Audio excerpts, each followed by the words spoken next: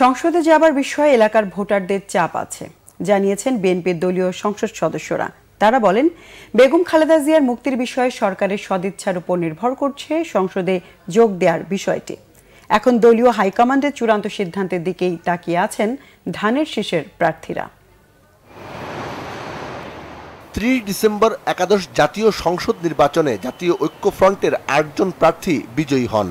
গণফোরাম থেকে নির্বাচিত ধানের শীষের প্রার্থী সুলতান মনসুর এবং উদীয়মান সূর্য প্রতীক নিয়ে নির্বাচিত মোকাব্বির খান এরই মধ্যে সংসদে যোগ দিয়েছেন। বিজয়ী বাকি ৬ জনই বিএনপি দলীয় প্রার্থী। এর মধ্যে বিএনপি মহাসচিব মির্জা ফখরুল ইসলাম আলমগীরও রয়েছেন। হিসেব অনুযায়ী ৩০ এপ্রিলের মধ্যে শপথ না নিলে আসন শূন্য হবে। নতুন নির্বাচনের তফসিল ঘোষণা করবে নির্বাচন কমিশন। এই মুহূর্তে কি ভাবছেন বিএনপি থেকে নির্বাচিতরা?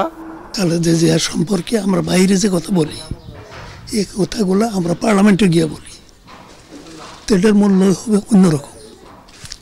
আর এলাকার উন্নয়নমূলক কাজ তো আছি, কাজে এলাকার সাধারণ লোক চায় যে আমরা পার্লামেন্টে যাই, আমরা কাজ করি। যেহেতু আমরা দলের প্রার্থী ছিলাম, দলেরও একটা সিদ্ধান্ত দরকার, তাও দেখি কি হয়।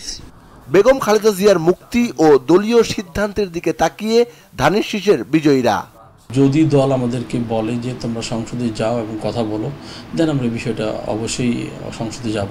আমরা গণতান্ত্রিক প্রক্রিয়ায় প্রত্যেকটা মানুষ যেভাবে চায় যে আমরা আমাদের কাঙ্ক্ষিত লক্ষ্যে পৌঁছানোর জন্য আমরা চাই যে আপনি গণতান্ত্রিক ধারাটাকে রক্ষা করুন, এবং আমরাও চাই যে আমার নেত্রীদেরকে মুক্তি করে দিলে আমরা ইনশাআল্লাহ সংসদে যাওয়ার পক্ষেই আমরা সবাই বেশিরভাগ মতামত দিয়েছি। এখন জানি না সরকারের কতটুকু সদিচ্ছা আছে এবং কতটুকু বাস্তবায়ন করবে।